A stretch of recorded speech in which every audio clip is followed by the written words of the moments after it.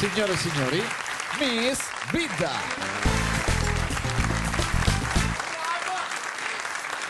Buonasera, benvenuti all'8ª puntata. Ah no, è la nona, cioè mi sono sconfusa.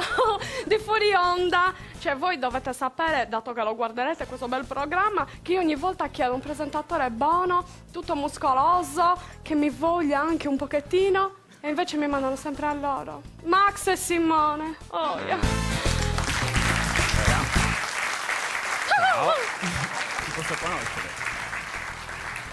Ehi.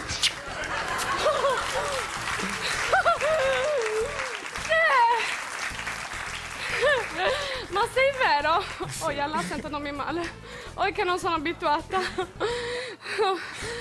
yeah. Non riesco a contenere la gioia. Ciao, a dopo, vado a bere una cosa. Buonasera, buonasera a tutti, benvenuti a Fuori Onda. Sì. Allora, No, ma facciamoci umiliare in questo modo, cioè aspetta, metto un po' un attimino un po' più su. Spieghiamo. Ok, Aspetta, va bene, adesso. sì. Buonasera, benvenuti. Chiaramente tutte le settimane Miss Bida si lamenta, uno dei presentatori più belli, poi spunta lui.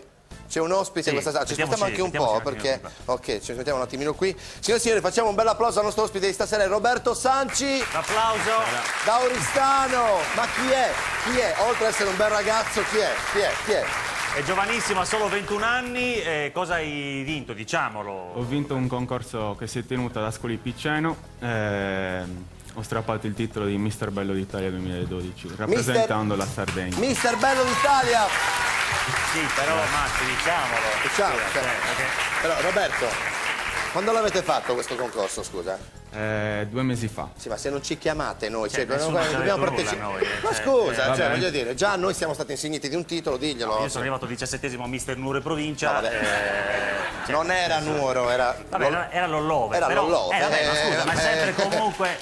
Però Cioè, sempre- sono soddisfazione. Non è che è uno. Cioè, non stiamo. Vabbè, questo. No, tutto a posto. A posto? Ti sei ripresa? No, non ce la posso fare. No. È una cosa. Non sortiremo mai questo effetto. Allora, credo. Roberto starà con noi tutta la puntata, giusto? Ti hanno fatto un trono, Ok. Ti hanno fatto un trono. Di Sì, nuovo, sta arrivando Roberto il trono. Sanci, lo salutiamo Grazie. perché Grazie. si accomoda. E adesso salutiamo. Salutiamo assolutamente la nostra band, i Bilama, sempre più belli.